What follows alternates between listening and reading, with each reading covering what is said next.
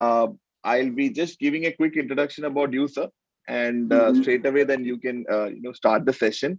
And we are also Mm-hmm. joined by the CIO of the Lulu hypermarket group, the Lulu International Group, and he would just share his words, and then finally we'll just conclude with Joseph. Just thanking you for joining us today. So that would be just the agenda for the day, sir. Wonderful. Yeah. So I will just take up the initial 5 to 10 minutes, sir.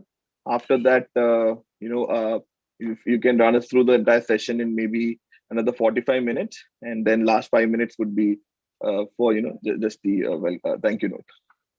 Lovely. Yeah.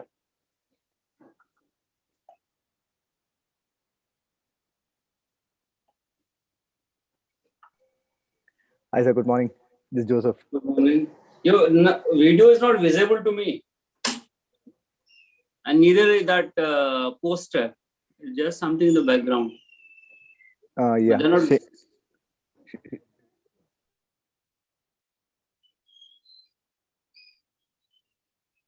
Yeah, now I can see.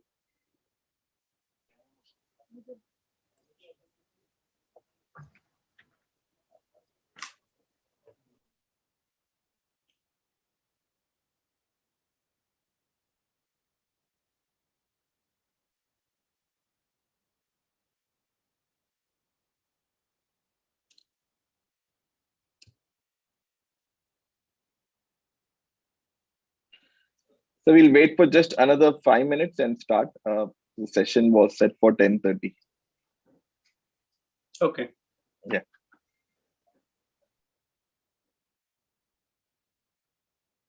Sumit, you want to give a quick intro of Mr. Piyush, who's be joining us?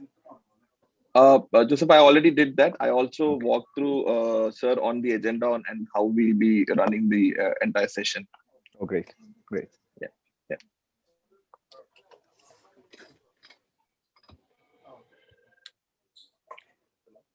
So this is getting streamed on YouTube as well on real time. So many of the people are joining on the YouTube session.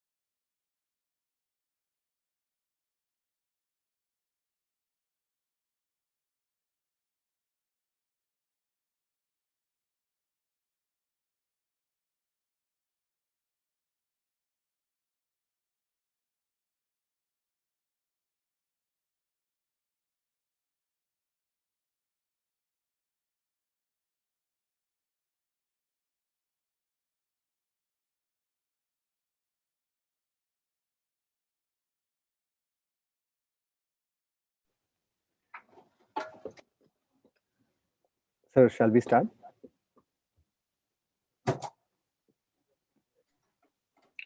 So we'll start the session now. Shane, can you cue up the video?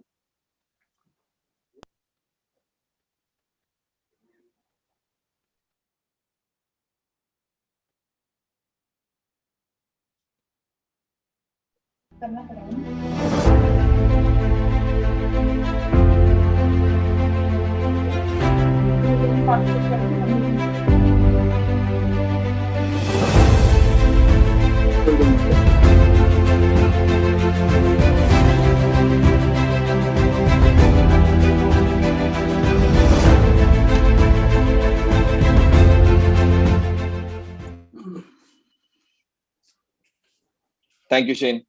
Dear all, thank you for attending the 53rd annual session of NFJS. Okay, thank you everyone for joining.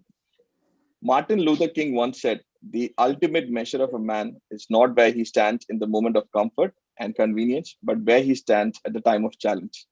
In that way, today's NFJS topic and our guest speaker is very special.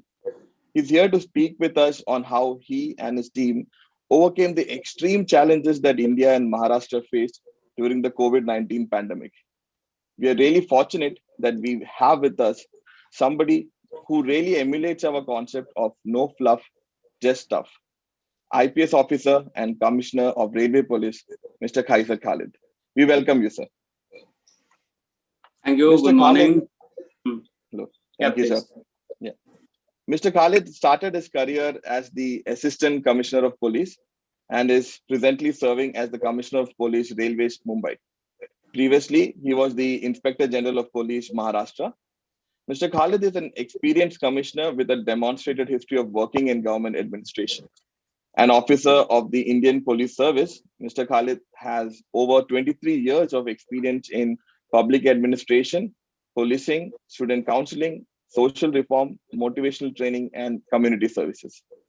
Over and above this, he also has an artistic side. Being an Urdu and Hindi poet, Mr. Khalid is also the founder president of non-profit and literary organization such as Pashbane-e-Adab in Mumbai and Jashn-e-Adab in New Delhi. His first anthology titled Shavure-e-Asr, The Consciousness of Times, was published in 2014, and he was awarded the Maharashtra State Urdu Sahitya Academy Award.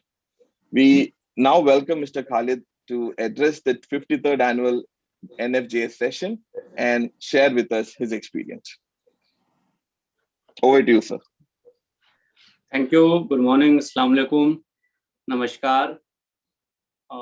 It's a pleasure to be associated with such wonderful people on such a lovely platform. Friends, it is difficult to recount the things that you have done, because I've always believed that it is the action which speaks louder than words, and let the action be seen by people. However, since I've been asked to speak on a subject which has been of very recent origin, probably none of us would have ever seen a lockdown. You have been in GCC countries, and sometimes some of you might have been in India also. The pandemic is kind of unheard of thing. Globally speaking, we could never imagine, even among the worst situations, that the whole country will be locked down. Not only India, but many other countries. There will be no movement of goods and people. People will not be allowed to come out of their houses. There will be no traffic on the roads. We are used to living in big cities where the city never sleeps, actually. I'm in Mumbai for the last 10, 11 years, and I've seen the city never sleeping. Whenever you go out on the road, you'll find some vehicle passing, some people sitting, chatting, somebody roaming around here and there.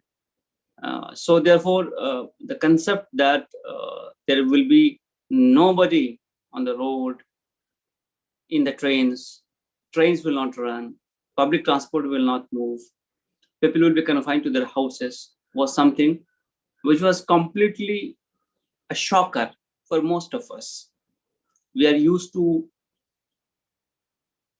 directing people, we are used to controlling people, we are used to managing crowds, huge crowds at times. But this crowd is out. It is on the road. It is in a field. It is going somewhere. It may be demonstrating. It may be antagonistic to us. It may be criticizing us.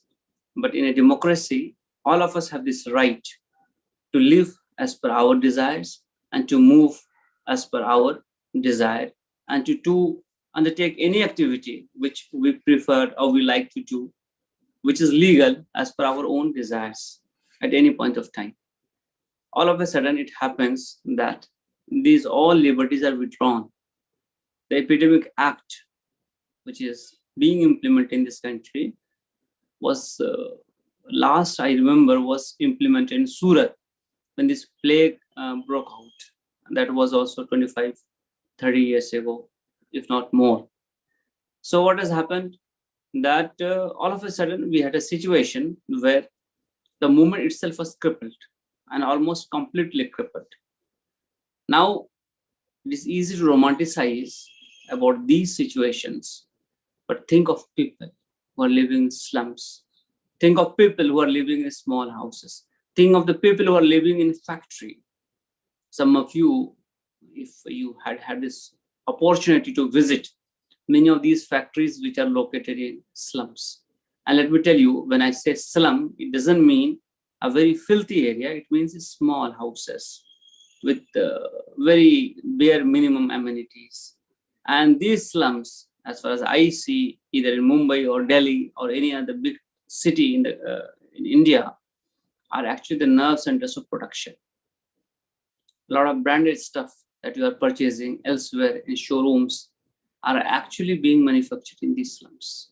Be it clothing, be it leather goods, be it accessories, be it your bag, be it your jackets, be it your jeans, be it any great embroidery work that you see on the top-notch brands. They are being carried out here. And in what conditions? Many times it so happens that one group of person is sleeping in one side of the room and the other is working. And there's some space where the food is being cooked. And in that cooking, a group of persons are involved.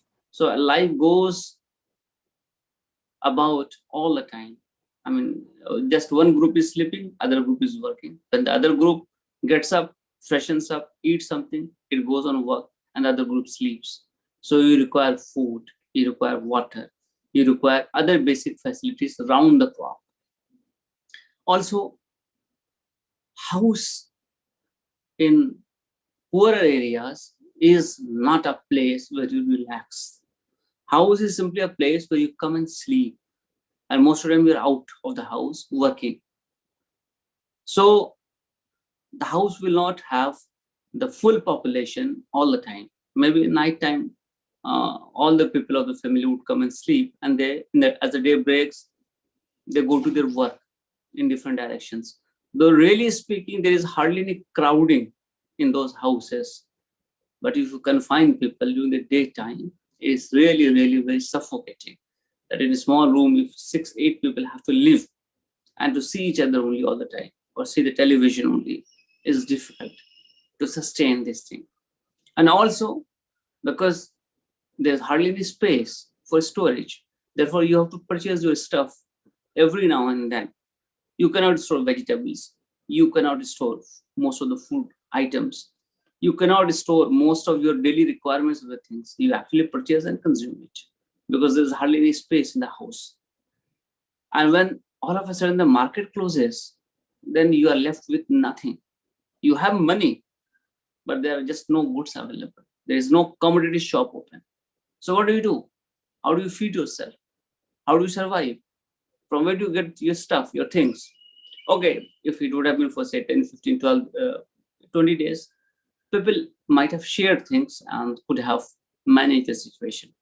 But what happens if it continues for 3 months or 6 months? Very difficult challenge. I worked in Mumbai for a long time, almost 10 years. And having been active in social activities, social service, as my introduction was being read out, I have worked with students, I have worked with slum people, I have worked with the poorest of the poor, and therefore I knew this situation and I understood what is the problem which is being faced by these people. Under these circumstances, if we were to protect and sustain human lives and protect people from hunger, from destitution, the only way out was to organize food distribution among these people, unfortunate people who do not have enough resources, one to purchase, an opportunity to purchase. So we, along with a group of other NGOs, decided on a plan. Now, the problem in COVID lockdown is this, that people cannot come out of their houses. They cannot crowd.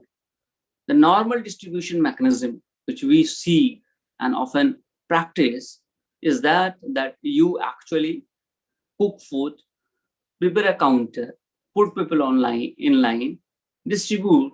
They will sit there, eat, or they will take the food to their houses and eat there. So there is crowd. People are coming out of their houses. They are coming out of their rooms. They are actually creating a line, and that line is mostly on the road. Imagine when these things are not being permitted.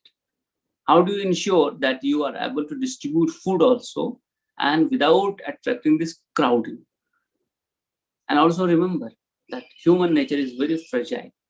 Even among the worst circumstances, jealousy never fades away. So if you are actually organizing something, there will be n number of people who will be jealous of it and will try to find fault and will try to somehow sabotage this action or this activity, because ultimately the humanitarian assistance also leads to popular perception change, and you emerge as a leader there. And if you emerge as a leader, as a person who came for their rescue, who stood by them and with them in hours of crisis, you are actually claiming a political space. And if you are claiming a political space, the existing political forces will feel jittery if they are unable to match your standards, if they are unable to match your services. So complications emerge, groupisms emerge. People will try to find fault in what you're doing and will try to hurt you when it hurts the most. That was a difficult challenge. And having worked in Mumbai, and especially eastern suburbs of Mumbai, which are among the poorest of the poor, and which are the nerve center of most of these industrial activities, it was a massive challenge to organize food and other essential commodity distribution. You need resources. It is difficult to sustain a drive without resources. And even if you have resources, even if you have money, from where you are going to get the food? That was second question. So with the help of a series of networks, we set up a central kitchen in one area where it was actually existing, and we took over that kitchen. Now, even if we prepare food, how do we transport that? Because that will require passes from the authorities. With a lot of difficulty, we could get those passes, and we were able to transport the food. Now, the question which was before us is how to distribute it and how to ensure that the distribution is effective. The food reaches the needy people. So after a lot of deliberations, we thought of enlisting the support of the cable people. As you know, in India, still, the cable is one of the most important sources of entertainment. And a cable person would visit the house. He would exactly know which house is where and how many people live in that house. He will know the route to that house. He would also know the economic condition of those people. So with the help of cable operators, we did a kind of quick survey, and we had a list of the people who are at the lowest of the low and who are really, really facing a situation of scarcity and starvation. We could not call these people out because if they come on the road, they will be violating the curfew which was being imposed and the restrictions which were being imposed. So we have to distribute and take the food to them. How do we do that? So then we devised a system of small scooters and motorcycles with 2 volunteers each. These volunteers were given a specific area, a specific number of houses. Say every volunteer or set of volunteers has 200 houses to look after. So they will pick up food from our storage, which in turn would come from the central kitchen. They will themselves comply with all the norms of mask, sanitization. They will carry this food and keep it before the door of the concerned person, knock the door and go ahead for distribution to a different house. The person who is inside the house would come out, would take that food and will go inside. We set up a small control room to monitor the movement of food distribution, whether the food is being distributed in time, whether the quality of food is good enough, whether people are satisfied, whether there are some complaints, and how to rectify any shortcomings that might be there. So with this distribution mechanism, we found that we can distribute the food efficiently, but then we were running out of resources. So we sent out a lot of appeal to different organizations, donors, NGOs, corporates, and requested them to help us, extend help to us under their corporate social responsibility. And I'm happy to share that a lot of good institutions, they actually came forward. They supplied nutritional food, they supplied cooked food, they donated fruits, dates, milk, ration. We repackaged them and we distributed them. We got fortified khichdi material, which you just have to boil and the khichdi will be made or will be ready, and it will be nutritious because it has fortification in terms of vitamins, in terms of certain proteins and all that. With that kind of food and with that kind of distribution, I'm giving just one example, that the Taj Sats Corporation, which is supplying food to aircrafts, was kind enough to supply food to us also. So for the first time, we were able to secure a food which is being served to the uppermost echelons of the society, being distributed in slums. The trucks used to come and they used to deliver food. A lot of other industrial groups, commercial groups, PSUs also helped us out. Now, during this lockdown, if you remember, the fasting season also came, Ramzan. Now, since eastern suburbs has substantial Muslim population also, therefore the usual timing of the food preparation and distribution had to be altered, because people will not be eating in the day. They will need iftar and they will need food for sehri. So what do? So we marshaled resources. We tapped milk from its very source. In Mumbai, if the milk is being sold at 52 rupees a liter, we source it from dairy at almost 50% or 60% of the cost. We used to take trucks or tankers of milk from the dairy directly. Also, all the people who were selling fruits and vegetables in that area, we networked them and we requested them, whatever is unsold portion of their fruit or vegetables, they should sell it to us on cost to cost basis in the evening, so that they also do not incur losses and we are able to get good quality supply at a reasonable price. So we started on the central kitchen in that area itself, and we started cooking this iftar and sehri, and started distributing accordingly as per timing. Such was the confidence of people in our networking and distribution that we started getting other demands. Many people had food, but they had no kerosene to cook. So we arranged for kerosene oil distribution. There were many people, families which were affected, which were not having sanitary napkins. We got a demand. So we organized distribution of sanitary napkins also. We actually purchased them and gave it and distributed to people. Similarly, about medicine and other things, we started getting demands. So we realized that yes, we have been able to build that trust of the people in our work, and therefore they are asking us for reasonable things. So some of the funding that we got from our donors, we actually channelize these things into these distributions. Also, when we got bulk supply, we used to prepare packets and we distributed those packets. Some of the supply which was excess at some point of time, we kept it in our storage, and gradually as the other supplies ran out, we started distributing these supplies. All in all, towards the end of this season, we were able to distribute 30,000 food packets per day for the people. We also channelize distribution in other areas by connecting the donor with the distributor.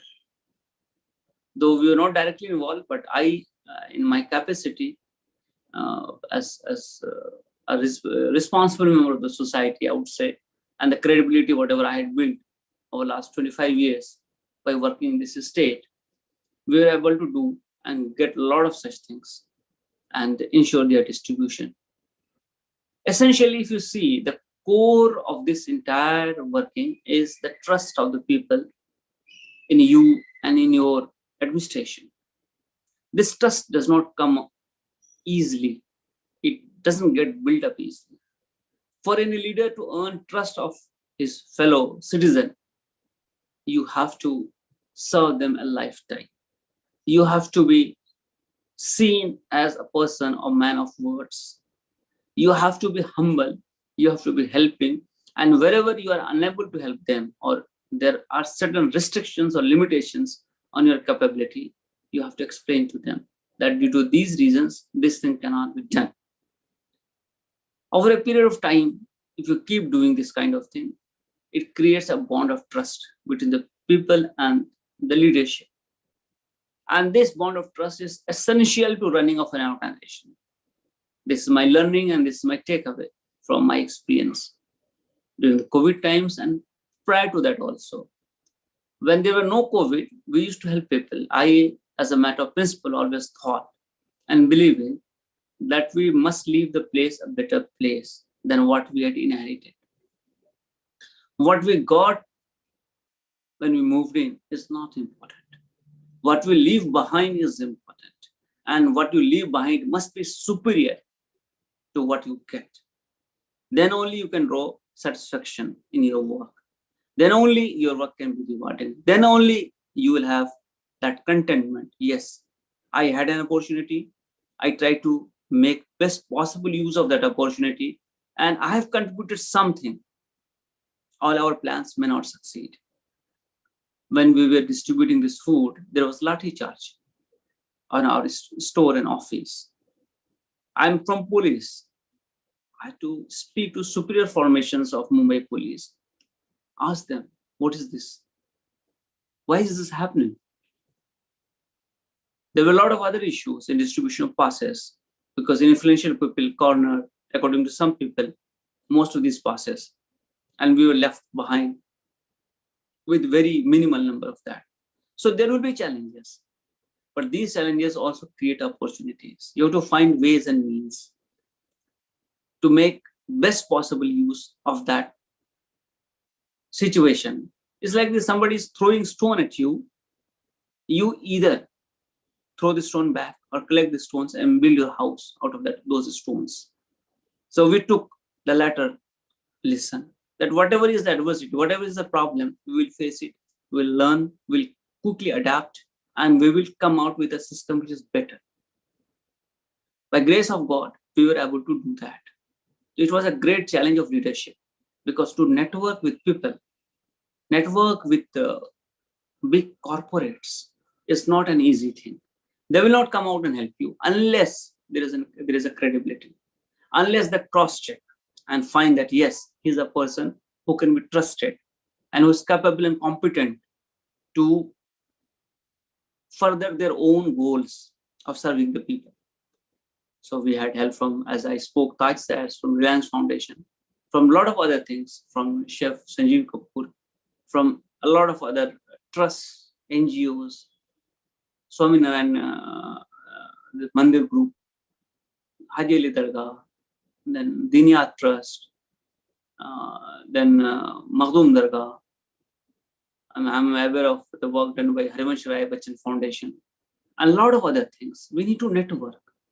And towards the end of this lockdown came the evacuation drive of the laborers who were stuck up.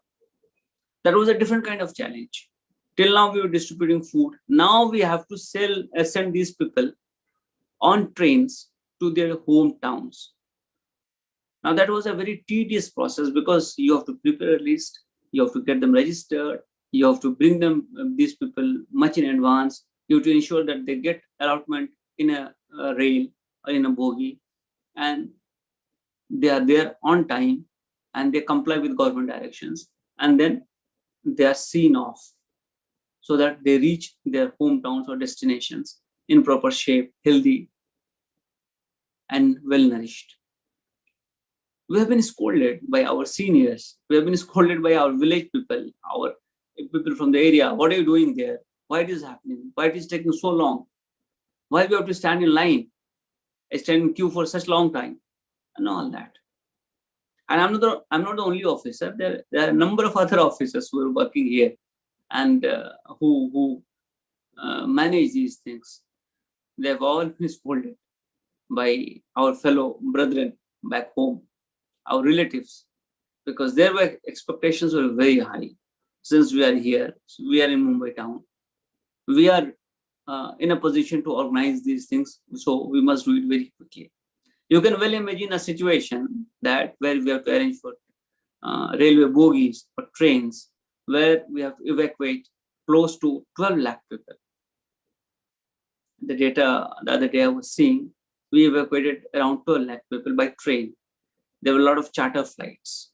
There are a lot of buses organized. And all these things will have to go trouble-free.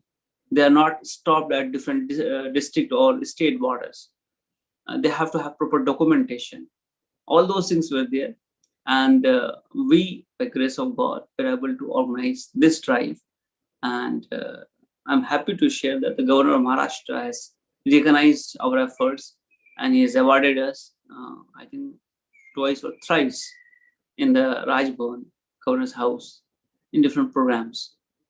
All in all, what we learned from this thing is you have to be very, very clear about your goals. The networking is very important, and you have to have a network with credible people and institutions, and they must have trust and faith in you. Your capability to organize relief and rescue is something which is a very difficult kind of thing. We're not trained for that. I think We're not trained for that. So, and then our people are also not trained with that. And in police, if you see, while we're enforcing the lockdown, hundreds of our brethren have been infected and scores of our people have died. Across the Maharashtra, large number of thousands policemen have been infected. See, when you check somebody and when you impose restrictions, then you are actually exposed to that person. He might be a carrier. When somebody is on the road, then you need to check his papers, his documentations. That brings that person in one-to-one contact. Despite precautions that are being taken, the exposure was there. It could not have been removed actually. Our own health was fragile. Our people suffered because the trains had stopped, which was the main mode of transportation. The buses were also not plying. So that was under difficult situation. People had to travel hour or 2 hours on motorcycles to come on job.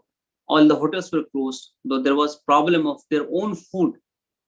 And if you remember, this happened in peak summer.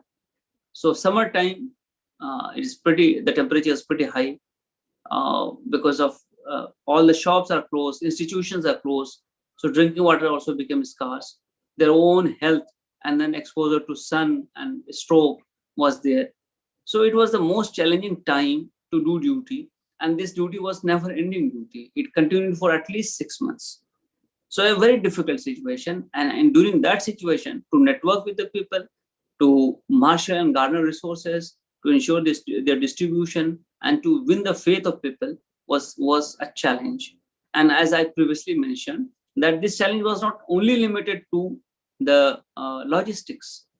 The challenge was also human. The challenge was also our own emotions. The challenge was also the rivalries. The challenge was also the emergence as a leader. The challenge was institutional also, because many in our police unfortunately believe that our job is not to rescue and help people distribute food, but to enforce the lockdown guidelines. And that was enough. Yes, that was necessary. We have to enforce what our government has asked us to enforce. But beyond this khaki uniform, we are also human beings. And as human beings, as members of society, as members whom society trusts, members to whom society has given certain powers and privileges, we must be humane first. Service to humanity is service to God. We must never forget that. And in that path, we will face a lot of challenges, because the path of truth, the path of justice, the path of righteousness is never an easy path. It is never an easy option in life at any point of time. It will have challenges. There will be backstabbing.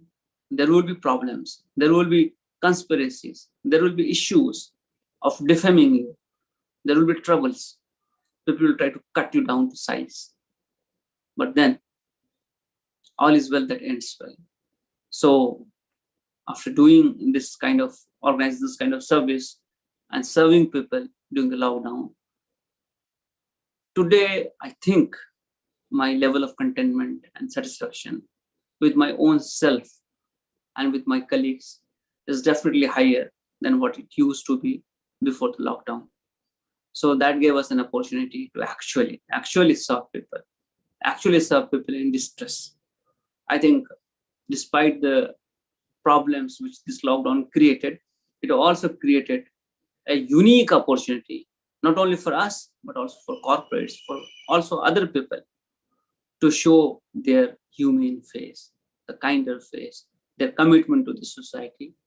And as it is told, a society is not known or not assessed by what its best do.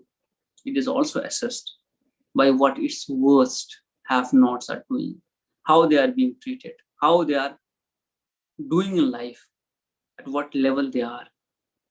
If I am able to have billions and billions of dollars or rupees, but people are starving, there is malnourished, there are malnourished children, women are dying during pregnancy and childbirth, the infant mortality rate is high, drinking water is not available in a safe manner, sanitation facilities are not available, education is scarce, employment is scarce, then we need to revisit and rethink our own parameters. A society is not a good society if it is not just, if it is not fair, if it is not kind, if it is not having empathy towards its worst section, the most have-nots.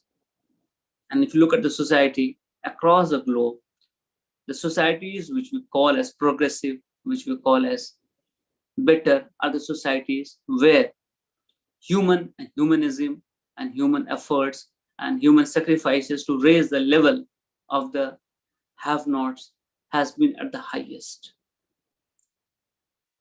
This crisis offered an opportunity to this country and other countries and other places as well. So this was a small talk or presentation or brief on what we did as police officers, what we did as human beings, as members of society, and what we faced, what were our experiences during that period. But I think the biggest asset that a human being could have and has is hope. It never dies down, and it should never die down. Thank you. Thank you, sir. Thank you so much. It was indeed an insightful and inspirational session. And I'm sure your wonderful message to build a credible network, gain people's trust, and be humane. That's a wonderful message, and I hope this is something that we will carry in our heart and try to apply in our day-to-day work. Okay. We also, I'm sure we all will also be praying to Almighty that the world continues to have the strength to fight and recover from the pandemic soon. Right. On a lighter note, sir, it's not every day that we get a chance to speak to a hero cop who is also a shire, right? So I'm sure you knew this catch would be there. So on behalf of Lulu family, I humbly request you to share a shairi, to lighten up this occasion. Uh, I'll recite a nazm, a poem, which I wrote. In fact, it was being written for an international drama production, and the plot that was given to me was that two lovers, they get separated because of border. They are unable to cross and therefore unable to meet. And I was told to write something on that. So I started reflecting on that. What is a border? Soon I realized that a border is not just a physical thing which separates one country from other. A border is something which separates a human being from another human being. So all the things which separate us from each other are borders. Be it your religion, be it your social strata, be it your caste, be it your creed, be it your culture, anything that separates one human being from the other is a border. Whatever creates a wall in between people and does not allow people to meet freely, interact freely, is actually a border. So since I'm a poet of Urdu, therefore this nazm is in Urdu. So I'll recite some of the verses of this nazm. This is called Sarhad, border. It goes like this. मिलने दो अब मिलने दो ना, मिलने दो अब मिलने दो ना, दिल से दिलों को जुड़ने दो ना, दिल से दिलों को जुड़ने दो ना, कलियां दिलों की खिलने दो ना, कलियां दिलों की खिलने दो ना, मिलने दो अब मिलने दो ना। एक सी रंगत एक सी बोली, एक सी रंगत एक सी बोली, एक ही मिट्टी एक सी बातें, एक सी रंगत एक सी बोली, एक ही मिट्टी एक सी बातें, एक से दिन है एक सी रातें, एक से दिन है एक सी रातें, ख्वाब भी हैं एक जैसे ही जब, ख्वाब भी हैं एक जैसे ही जब, रंग फिर उनमें भरने दो ना, रंग फिर उनमें भरने दो ना, मिलने दो अब मिलने दो ना, दिल से दिलों को जुड़ने दो ना। रिश्ता और नाता भी वही है, रिश्ता और नाता भी वही है, ख्वाहिशो ख्वाब दुआ भी वही है, ख्वाहिशो ख्वाब दुआ भी वही है, मायूसी आशा भी वही है, मायूसी आशा भी वही है, मिलने का जज्बा भी वही है, मिलने का जज्बा भी वही है, फूल और फल दरिया भी वही है, फूल और फल दरिया भी वही है, फिर ये बर्फ पिघलने दो ना, फिर ये बर्फ पिघलने दो ना, मिलने दो अब मिलने दो ना, दिल से दिलों को जुड़ने दो ना। हुस्नो इश्क भी एक से अपने, हुस्नो इश्क भी एक से अपने, एक सी हसरत एक है सपने, हुस्नो इश्क भी एक से अपने, एक सी हसरत एक है सपने, खौफो यकीन भी साथ हमारे, खौफो यकीन भी साथ हमारे, हर सू वहशत पांव पसारे, खौफो यकीन भी साथ हमारे, हर सू वहशत पांव पसारे, सरहद हम दोनों को पुकारे, सरहद हम दोनों को पुकारे, हाथ पकड़कर चलने दो ना, हाथ पकड़कर चलने दो ना, सरहद हम दोनों को पुकारे, हाथ पकड़कर चलने दो ना, मिलने दो अब मिलने दो ना, दिल से दिलों को जुड़ने दो ना। Sir, wow, wow. Well, big round of applause, guys. Thank you. Super, Hey, Thank you super. so much, sir. Thank you, sir. Thank you. If only I knew this shairi before I was proposing this to my wife, right? Before the marriage, I could have used this. Thank you so much, sir. Now welcome Mr. Piyush Kumar, the group CIO, Lulu Group International, right, to share a few words and his key takeaways from the session. So please. Sure. Thank you. What an inspiring story. I would say thank you, sir. And we salute you for all the work that you guys are doing. And the way you have narrated about being a human side, and I think is really, really mind-blowing, I would say. And when people talk about call for duty, right, as a word, I kind of have not heard this term very often in the past, but when COVID happened, I think the word call for duty became so very important And the call for duty while being in essential services, obviously, there are a lot of essential services, health services, your services. But I think what you have demonstrated is there is a call of duty beyond your professional call of duty, which I think is the most important aspect, which is the call of humanity, or our duty towards our human beings. And I think to me, it was a really heart-touching explanation of the way you spoke. And I could see the feeling and the emotions that you brought in, which means that you are very passionate about it, which I think is sometimes people feel that the cops are to be seen as really in some other way. But I think you brought a very different angle of a super cop. So we salute you. We thank you for taking out time, and make sure that we wish you all the best for the future. So I have a few things which I wanted, which are going in my mind, and let me give you a little perspective. And when you talked about Surat, so I have been in two such instances in my previous lives, or in the past.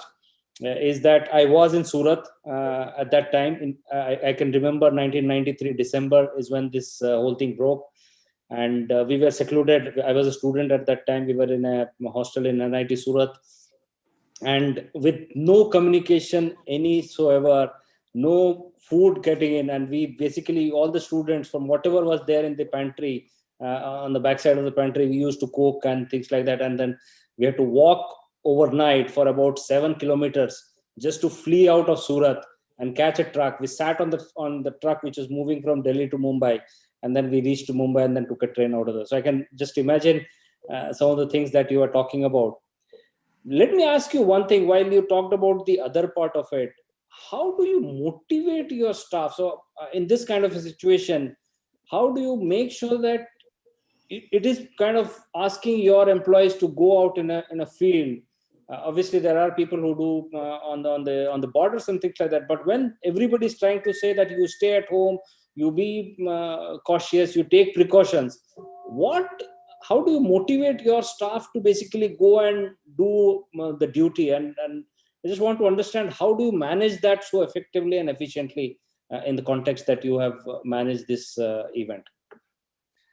Sir, it was really, really very difficult because we are used to fighting a person or an enemy who's known and who is visible to us.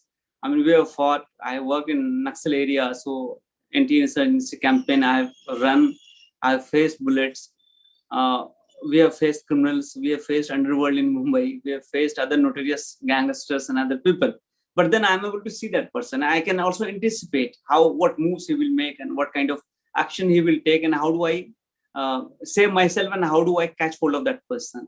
But here there was somebody who was completely invisible. I don't know where the virus is. And everybody was so scared. See, Mumbai, we started in February. The first cases got reported in February. And by 22nd of March, we had this lockdown. Now, this lockdown created unique problem for us. One, that most of our constabulary was staying away. They used to come from train. If you see Mumbai constable, what will happen that he will be wearing this khaki pant and he will be putting a shirt on his khaki shirt, or sometimes just puts a civil shirt and khaki shirt will be in his back. So he'll come on the duty, change that shirt, and he will report. Now the trains stopped. So if he is coming from Kalyan or he is coming from Ballapur or Vasai or Virar, then he has to travel at least for 1 hour. 1 hour means that 50 odd kilometers. So that is consuming his petrol. He has to bring his vehicle, additional cost, and there's no food available because all hotels are closed. So what do? So as a part of our drive, first we came ourselves on road. We came on road because we have to lead from front. If we sit in our cozy offices and say, constable, you do this thing, and nobody is going to do that. So, sir, aap to baithe hue ho, humko kyun marwa rahe ho? You know, there's a very typical difference. So we came. The marches that we undertook were all led by the senior most officers. Many of us got sick because of that. But then we continued that trend. Checking, we were there on many spots. We kept on moving. So we were standing with one spot with some constable at some point of time to other. Then we ourselves started observing all these things. Whatever precaution has to be taken, all of my constables will take, and I'll also take those precautions. I'm not an immune. I will put my bloody my mask. I'll put the gloves and whatever. Thirdly, I must ensure that my people are safest. So they must get sanitizer. They must get mask. They must get food supply. So we arrange for food supply for these people. who were out on the duty, because there's no other way in which they can survive themselves. 12-hour duty. So food supply to them, water supply to them, then making arrangement for sanitation, because we have to erect a lot of chowkis, temporary chowkis. It is nothing but a tent. So we have to arrange those things. So that as part of logistic, it was an extensive, massive challenge. How do I ensure that my constable stays on duty? For that, I was mentioning the summer heat.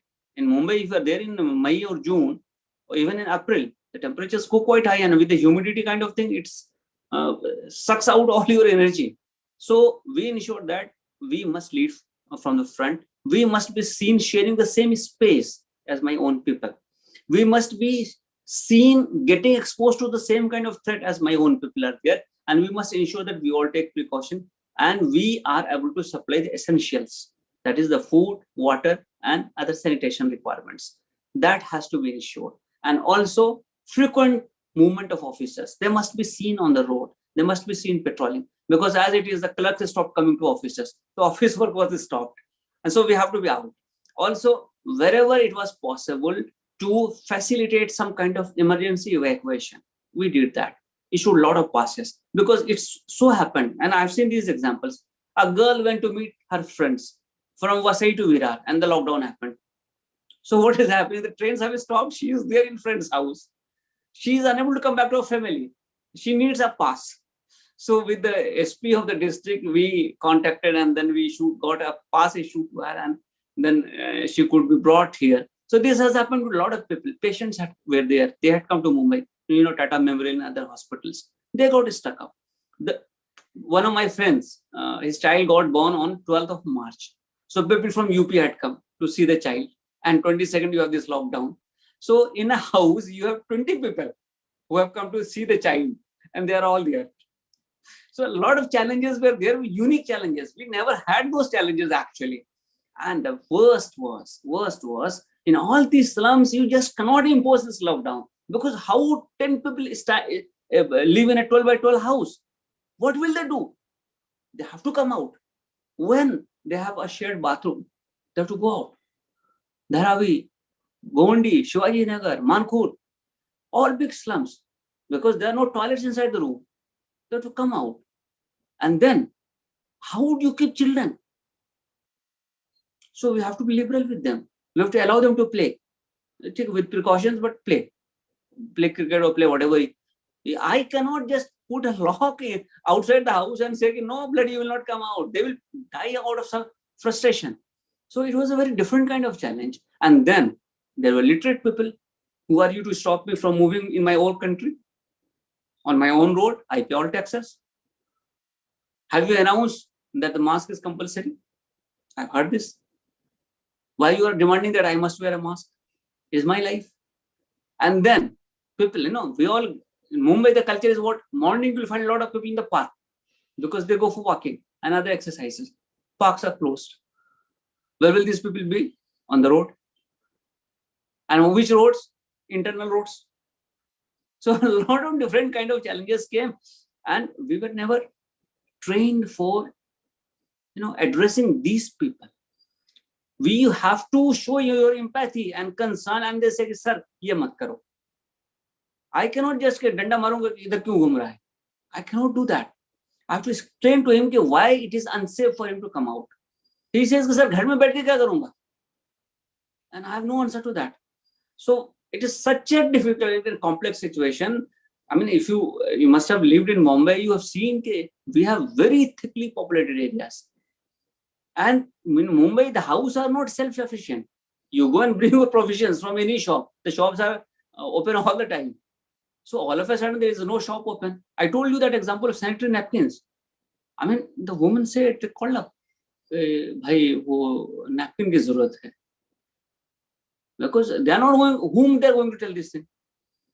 So there are certain kind of things which, this challenge was such that everybody got affected.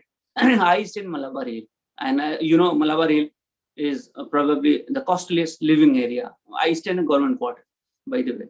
So Malabar Hill or Dharavi, everybody is facing the same problem. Yeah, I also don't want to get confined to my house. I'm used to going out in the morning for a walk. I've been scolded twice. by policeman. Why are you roaming? I know answer. Said, Chukla. It's my mistake. So though I was an IG, I said, Chukle lad maji. Sorry, I'm sorry, it's my mistake. So it's like this. You have to be very, very humane, and you have to be. Now, leadership is actually tested in crisis. This is what we felt here. I think hierarchy and institutional things are there. You put on certain things on your shoulder, your rank and badges. Fine, these designations are there. But when it is threat to life, then you have to be seen taking equal kind of load. If I'm in my office and my constable is on the road, he will say, I mean, why sir is not coming? He is so safe. So what happened when I went for his vaccination? I ensured that my bodyguard and driver also get vaccinated simultaneously. Because I cannot be seen this, I am an elite and I got this done and they are not getting done. So I requested the doctor, sir, out of turn inka kar do. मैं तो register करके आया हूँ, but since they work with me, they could not get registered. So please, इनका registration करके इसको करवा दो. So massive challenge, and not only in Mumbai, across the state, across the country, and more so in Mumbai because we do not have space. In UP and Bihar, though you have space, though it was such. And then we have international travelers here. Every day, people are coming. Now, another problem in Mumbai, getting lots of call from outside. When I'm outside, say, we are coming, so will we be quarantined? Where will we be quarantined? Can you ensure this? Can I flee? Can I go to my home? You know, a lot of other issues are there, and these are relations. So I have to ensure and explain to him, look, institutional quarantine is available in all 5-star hotels. We had a list of all the hotels. The rates were fixed. So after that, then that exit certificate was another problem, because then nobody knew, the corporation officials. So we had to facilitate that you will get your exit certificate. And then people, I mean, from Delhi to Kerala, people have gone in cars and vehicles. Now, if you are crossing 5 states, you will require 5 passes. How do you get that? So, massive challenge. I told you, I've been scolded by my own brethren back home. तुम क्या कर रहे हो? इतना भी नहीं होता तुमसे? लोग लाइन में खड़े हैं, थाने में 4 घंटे बैठा कर रखा है. अब सब करता हूँ. I mean, you cannot retort also. मैं करता हूँ.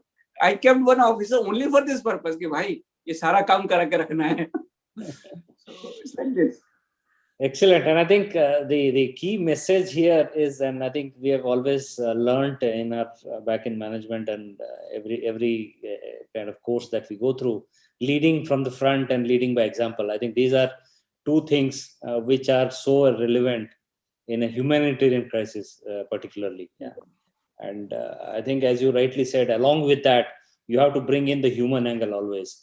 Without the human angle, just trying to go by the bookish laws and bookish processes will not work. And I think beautifully articulated, I would say, the way you have kind of said, how do you bring in the human angle, how do you bring in leadership qualities, and then still be very composed, because it is very easy for an individual to break at this point of time and say, "Bahut ho gaya" types, right? So, so really inspiring. I would say that thank you for all the work that you have done.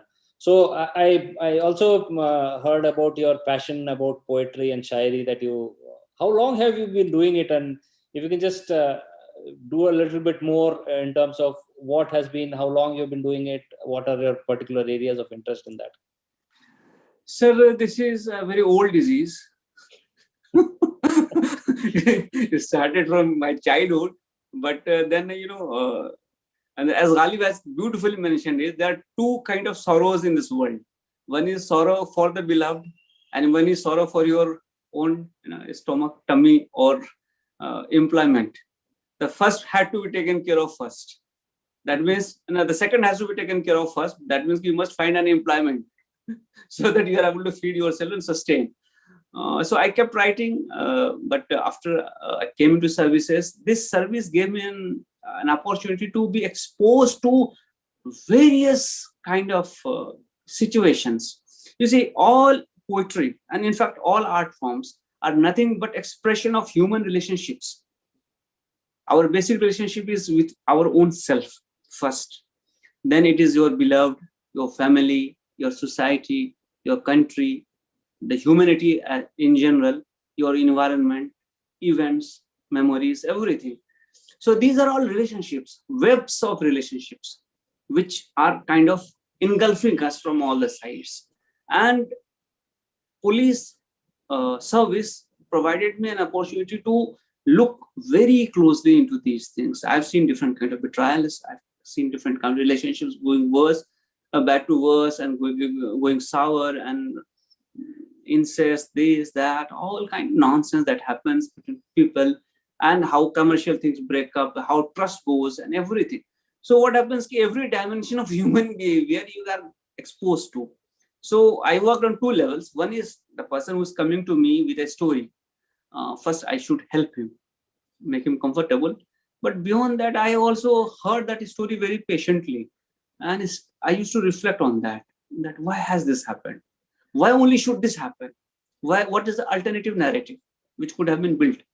And once you start delving into these kind of things, crest and trough, ups and downs, kind of crisscross path that we take, a lot of thoughts emerge, a lot of insights emerge. And literature is richer if you have insight. Or for that matter, any organization, any leadership role will only be possible if you have insight into things. And that insight helped me, like a lot of things. I will coming to Dubai also, and I know Lulu is based there. We are organizing an event in the month of August, hopefully in Dubai, with Jashne Urdu. There's an organization there. With the help of that, and my two organizations from Mumbai and Delhi will be organizing 2 days literature and culture event. So there will be some discussion also. So what has happened that we have tried to bring the best within myself and within other people and connect it to a quality audience. What had used to happen in literature, that the audience used to be so third rate that they needed a third rate poet or a literature, So they will speak on religion, they will speak on politics, they will speak on conflicts and repetitive things, kind of, slogan shouting. And we kept our own selves on the backside. Not a photograph, not a name, nothing. It is the performer or the speaker or the poet or the writer who is important. He will have the limelight. We'll all be workers, volunteers, serving, connecting it to the people who understand. Because our own thing is, it's food for soul. If you read, you get food for soul. If you listen to something good, it is a food for soul. So nothing can be better food for soul but literature. I mean, your insight. Even yesterday, one of my friends got pissed off with me because I did not return the calls. I was kind of in a meeting. So then I sent a couplet by Ahmad Faraz के इधर उधर से कई आ रही हैं आवाजें, इधर उधर से कई आ रही हैं आवाजें और उसका ध्यान बहुत ही नामाक चाहता है. So I have to focus completely when I'm thinking of somebody and speak to that person with full concentration and full attention. So it got resolved. But it happens this way, that when you listen to something good, you get an insight. I mean, when I read Ghalib or Mir or Iqbal or Faiz or Farah or any good people, Dinkar or Sumitan, Pant, even Punjabi people, even Bengali writers, they have insight. Good writers will always have insight, and they will come out with something which will help you understand human better, the society better, the relationships better. So it makes you a better human being. And with police in background, somehow I got it in a dose more than warranted because I see crime, I see dead bodies, I see relationships getting spoiled and all that kind of thing. Sometimes it so happened at one point of time that my faith in relationships was getting almost close to zero. Because, a lot of crime, when you see, then you realize, ki kya ho gaya yaar? But then I pulled myself back and I wrote about those things in my poetry. But you have to be very sensitive, and it's like, brain hemorrhage. You will not, the injury will not be from outside. It will be deep inside, here or here. So, theek hai, wo naseeb hai. So Excellent. And so I think you balance your job, which actually is very demanding, but the poetry is giving you these spices to be empathetic. Really appreciate it. And I would say I've been kind of listening to this song, which is, although it was a very famous song, but I think because Santosh Anand, Zindagi ek pyar ka nagma hai, bas teri meri ek kahani hai. That's all life is all about. It's all about teri meri kahani. And I think it's just on the hour. I would say we would have to close it here. We would love to hear more from you, but I think because of time constraints, we have to stop here. Thank you very much for this inspiring talk. And Khuda Hafiz. Thank you, PSG. Yeah. Thank you, PSG, for a wonderful time. And we also, I'm sorry, I know we extended time, but maybe another just quick 5-10 minutes more. So we also have Mr. Vasudevan, who is the CEO for Tables India, who's also actually based out of Mumbai. So Mr. Vasudevan, if you can just share a quick few words about the section and your experience today.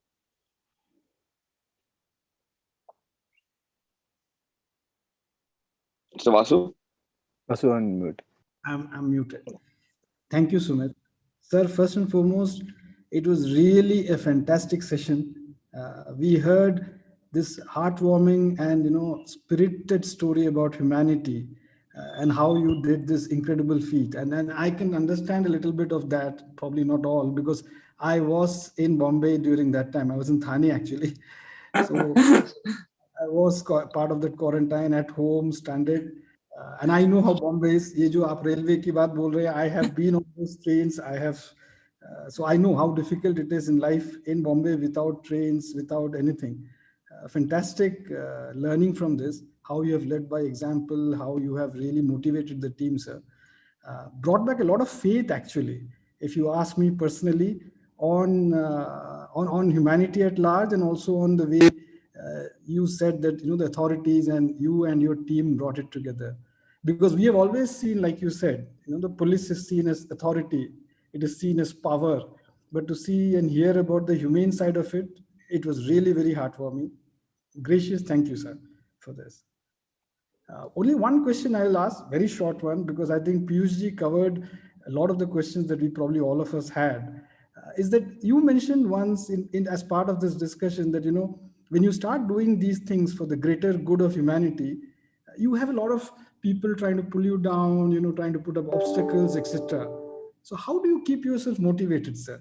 Like, because normally we all say, "Ki, "Arey, to hone wala nahi hai." I mean, like nothing changes. You see, so I mentioned that people will throw stones at you. So if you throw the stone back, then you actually lose that. So collect it, make your own house. It is kind of gift. You have to see your purpose. See, when we're working, so people start saying, "Ye to election ladne wala idhar se." I myself suffered that, and my office, in fact, got lathi charge. So I spoke to Joint Commissioner of Police Bombay. क्या चल रहा है sir? आप ऐसा करोगे तो हम काम कैसे करेंगे? नहीं, वो बहुत सारा कॉल 100 नंबर पे आ रहा है, गर्दी हो रही है, ऐसा हो रहा है, वैसा हो रहा है. And then I spoke to other officers and explained to him what we are doing and how we are doing this thing. The result of this was that he said कि सर आपको जितना पास चाहिए मैं और दे देता हूँ. And kindly, it was a mistake from our side.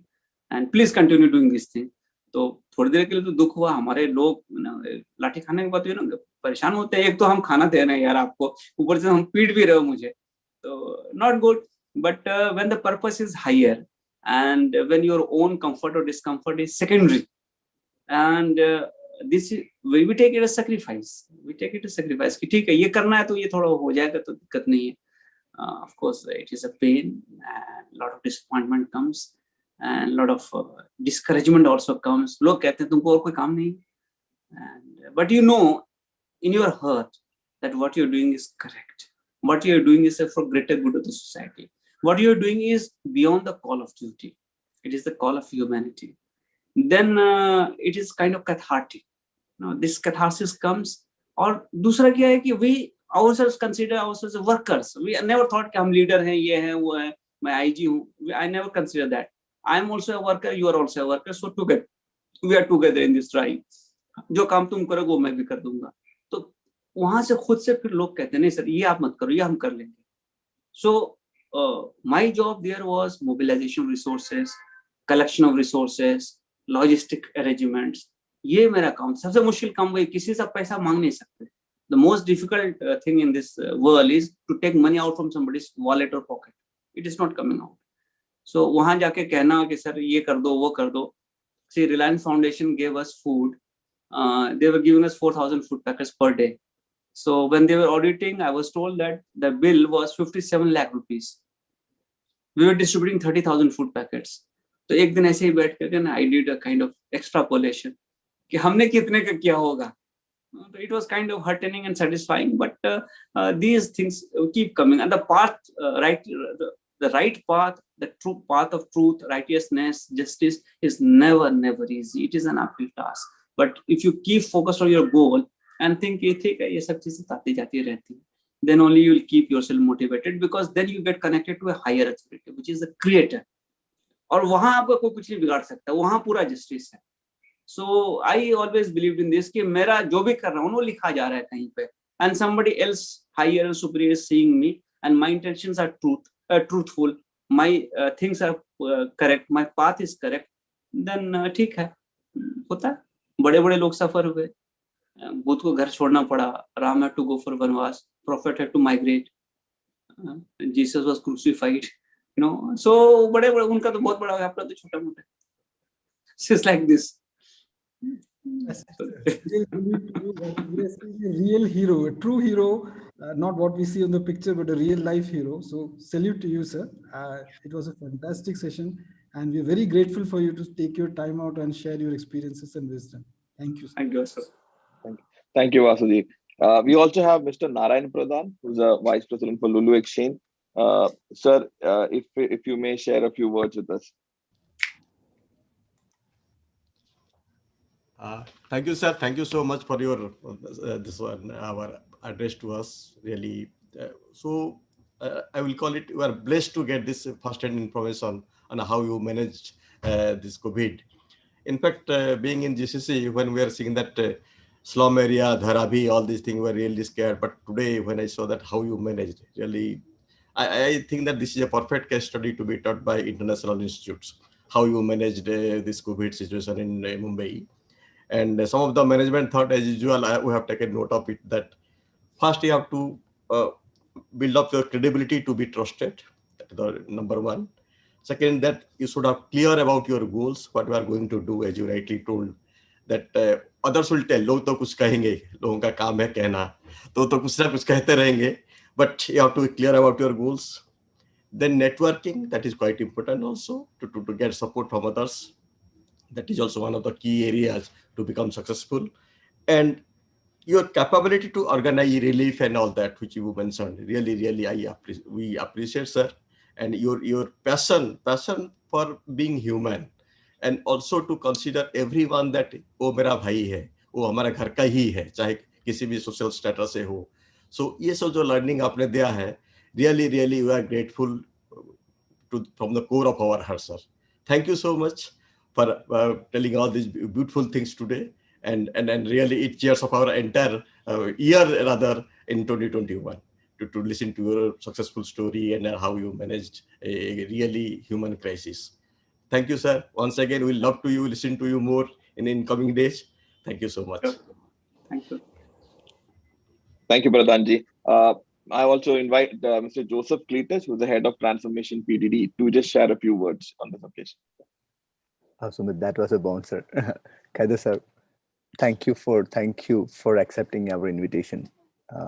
The word that we take back is like, no matter actually what stage we came in, we have to leave this place a better place. Sir, we will all take this to the heart, and we promise you, we will leave this a better place. Sir, thank you so much once again. Thank you. Pleasure. Thank you, Joseph.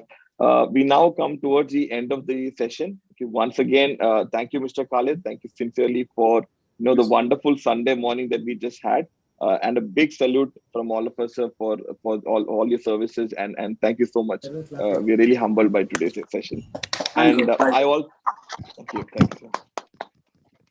Thank you. And I also thank Mr. Piyush, Mr. Vasudevan, Mr. Narayan Pradhan for joining the session. I sincerely thank Mr. Joseph, Unni, Sijo, Pooja, Madhavan, Shane, and entire NFJS team for arranging this wonderful opportunity. It's we usually always talk technical side just to give you a background, but today it's a human side which connects the technology and it's wonderful opportunity that we got today. And last but not the least, I thank the entire Lulu and PDD family for joining us today. Thank you, one and all, and stay safe. Thank you. Thank you so much. Bye bye. Thank you. Khuda Hafiz. Thank you. Khuda Hafiz, sir. Bye. Thank you.